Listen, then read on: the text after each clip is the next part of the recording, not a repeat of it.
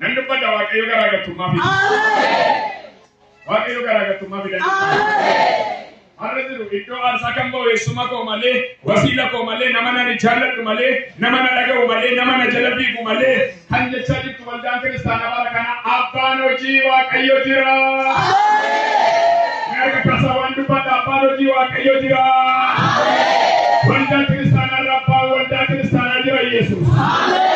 Harka kasa abbaan waldaa kiristaanaa jira Yesuus. Harka canjaran jabina abbaan dhugaa jira Yesuus.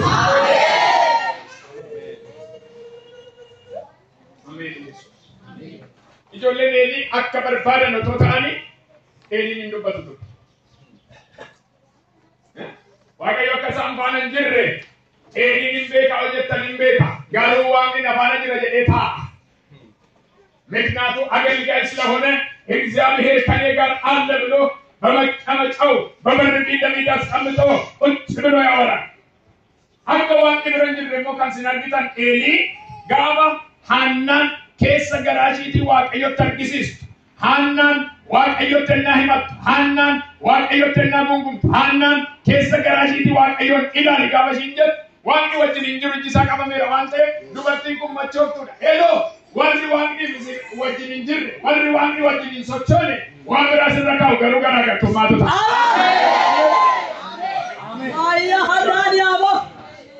Waaqni nama faana jiraachuu jechuun beektummaa ta'uu miti inni kun soba. Waaqni wajjin jiraachuu jechuun musliima ta'uu miti, ortodoksii ta'uu miti. Warri waaqayyo wajjin jiru foolii qabu. Warri waaqayyo wajjin jiru miila isaanii sodaachisa. Warri waaqayyo wajjin jiru suuraa qabu. Warri waaqayyo wajjin jiru otoo nyaati nuun gabbatu jecha. Warri waaqayyo wajjin jiru otoo uffati nuun miidhagu jecha. Abee garuu gosa deema. Heelo waaqayyo si faana jiraachuun ulaagaa lafarraan si madaalchisu. Ilaadaa daakaatoo nama hadiyaa.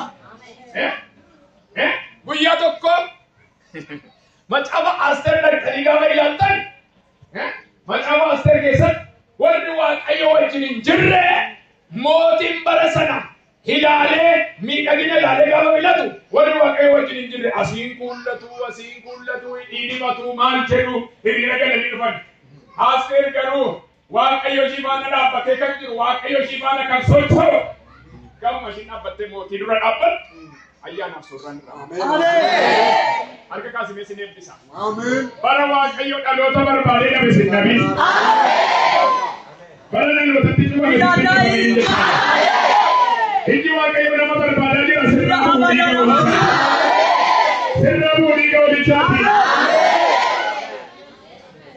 Aannan bara waaqayyo dhaloota dhiise ishiin garuu ani dhala yoon dhabe iyyuu isaan innumaan eegan.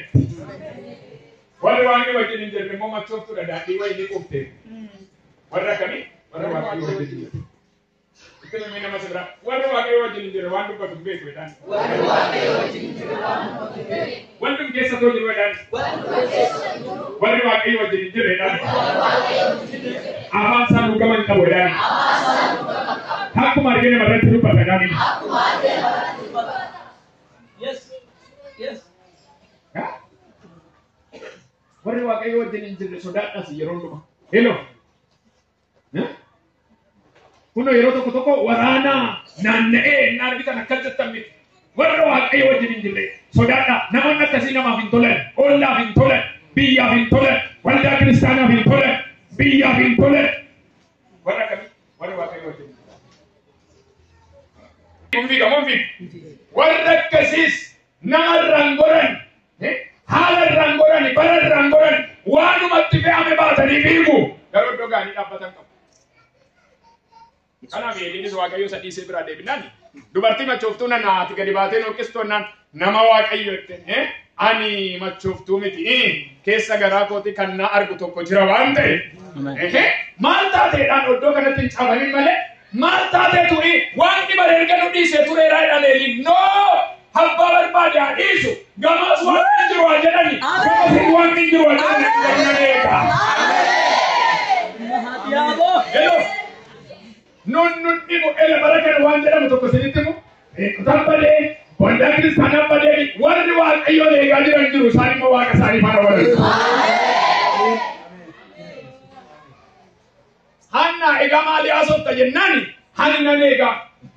maal nu tolde waa'ee waaqayyoo dhageenye tureeraman waa'ee waaqayyoo odeeffamu bar gama kan dhagaamu lolaadha gama si kan dhagaamu lolaadha gama naa kan dhagaamu waraanadha achi dhukkubat odeeffama achi rakkinat odeeffama maal odeessite nan isuma keessa dhaabbadhe nan malee.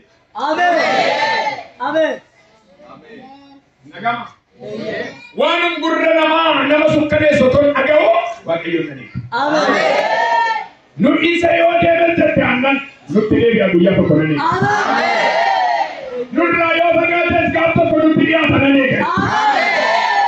Yesuus. Egaa hanna nan akkuma ati kadhatte akkuma ati jette siimaa ta'u beekne. Way. Bara dhaloonni abjuu dhaabe. Bara dhaloonni mul'ata dhaabe. Waaqayyo garaa hannaa dhufee raajii ajaa'ibaa keessa ta'a.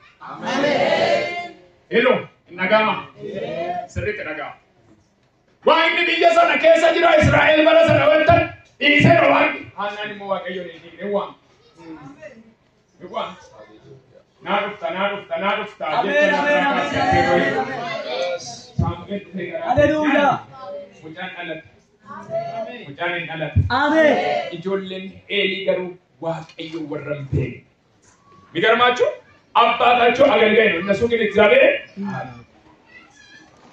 ቢየነና ijoolleen keessan eessa oolu hin beektaa waa'ee dhala keetii eessa ooludha maal keessa ooludha mariin isaanii maali intalli kee keessa eessa oolti ilmi kee eessa oola haa waldaa kiristaanaa dhuftaa eessa oolulaata Eeliin waa'ee ijoollee isaatiin qoratu ijoollee isaatiin maaloo waaqni nu rukutan jedhu waaqni nu lolan jedhu waaqni nutti beekaman jedhu akka barbaadan ta'a waaqni immoo dhufee karaa Saamu'eel dhufeetu mucaan daa'imni dhaqxeetu saanduqa kakuu jala ciistu dhufeetu Saamu'eel.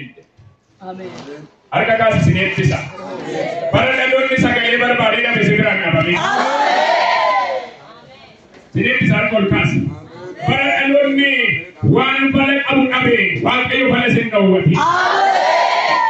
Bara dhaloonni iyyatee iyyanni isaa deebiin sin dhowwati waaqayyo. Sineebbisa maqaa Yesuusiin sin dhowwati waaqayyo. Dhaloota gogumtanii si arjiisu waaqayyo. Saamu'eel jedhe waaqayyo. Si'a jalqabaatiin mucaan kakuudhaan dhufe sagalee waaqayyo namarraa fagaate waaqayyo nama dhiise sagalee dhaga'uu jalqabe. Eeli maallaan jettan jennaan ani sin waamne deebi'ee ciisi jedhe. Gurri Eelii duudeera gurri Saamu'eel banaa. Meerna kaasisi eebbisa. Bara dhaloonni gurri isaa dubbii waaqayyoof duudaa ta'e kan kee duudaan ta'i. Raajii dubbachaa jira hosii gadi. Bara dhaloonni sagalee waaqayyo dhaga'uu dide kan kee garuu gurri duudaan ta'e. Gurri kee duudaan ta'e. Gurri kee duudaan ta'e. Gurri kee sagalee waaqayyo haa dhaga'u. Gurri kee dubbii waaqayyo haa dhaga'u. Dubbii waaqayyo sirraa gargar hin bahin hin jedhu. Hallelujah. Amma manni Eeliin irratti ka'aniiru maatiin Eeliin irratti ka'aniiru ani isaan dhiiseera. Hitti naa himi ani mana Eelii dhaloonni isaa akkatti hin fufne hin godha jedhee waaqayyo sariin isaa akkatti hin fufne qomoon isaa akkatti hin fufne hiddi isaa akkatti hin fufne akaakilee abaabilee akka isaan hin argine hin godha nan dhaamaatii Eelii jennaan mucaan sagalee akkasii dhaga'ee hin beeku ani kana maalan jedharee jennaan mucaan daa'ima dhaqeetu yaa nama waaqayyo jedheen ennaan waa sinitti munnu beennaan garuu hin sodaate mucaan Eeliin garuu akkas jedhe waa waaqayyo siin jedhe adaraa Waaqasa si uume nan dhoksin natti biyennaan waan akkas naan jedhennaan hiddi keetti mufu jedheenaan ani dheekkameera si dhiiseera mana kee dhiiseera ijoollee kee dhiiseera adeemsa kee dhiiseera sochii kee dhiiseera hojii kee dhiisee sirraa deebi'eera kanaafuu sin dheekkama sanyiin keetti mufu ennaan ijoollee kee lamaanis hin awwaaltaa waaqayyo mana keetti ka'eerannaan waan akkuma satti tole haa godhu ila dhaggeeffadhaa shillaa bayi tuule ምንም የማያስብ ትውልድ ማላ ጎዶ ሜዱ በዳሜ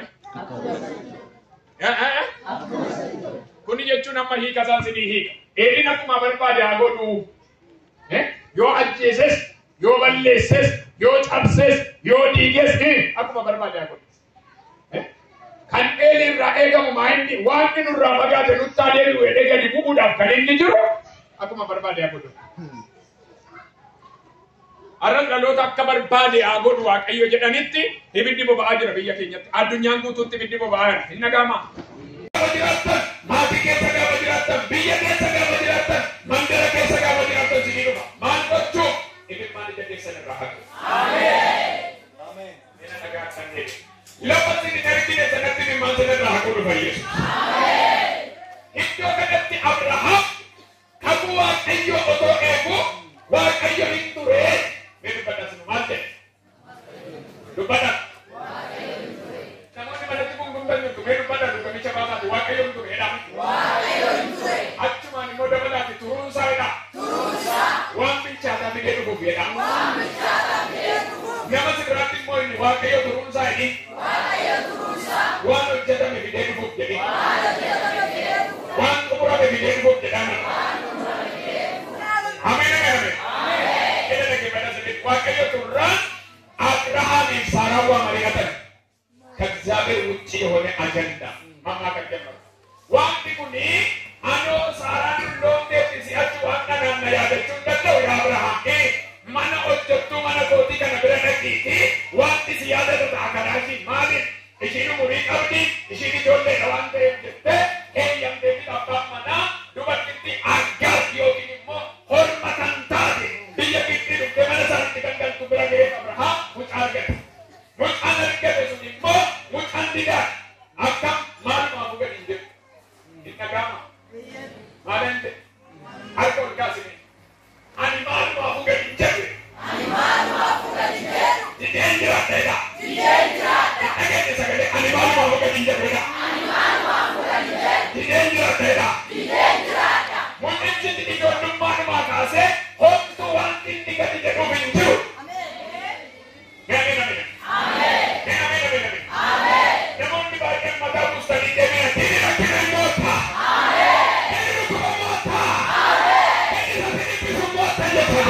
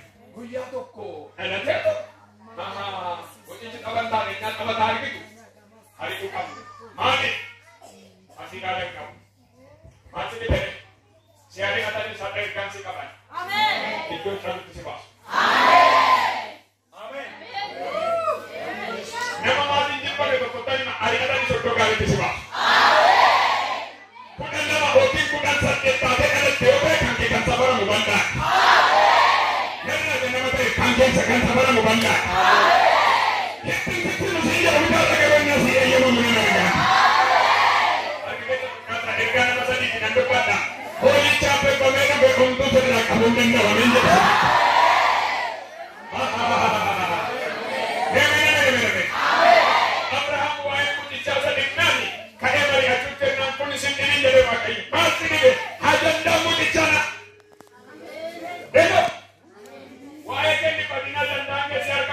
jira.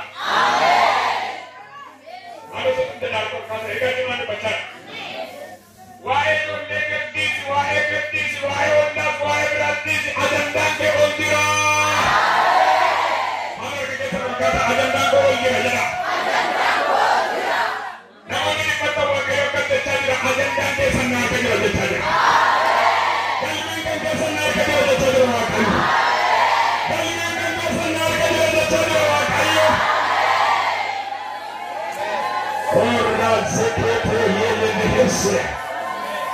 Mina bahasa. Oh, ada kata lagi. Kemudian ajandang berkawan iyo beda. Mana? Mana sedikit. Apa yang kata dia pakai Ismail Wahyu yang dijelaskan. Ani kalau besar kapan tentera, anak cerita, anak bisa, anak sama muda pada.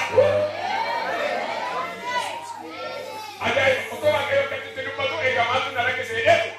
Udah kesel lama orang kai. Udah kita tu kai mana kau tiada. Sehingga nama itu alce, ujasa di hina. Kata kita kan wan tengah wajib kesehatan. Ega tu diratu tak ega sebab nama orang tika jadi. Berada di orang gaya bakal kabar pada atas. Harana nargafuran nama tu. Warna namni kati jadi kata di kalsa. Harga kasih sedikit bisa. Ulang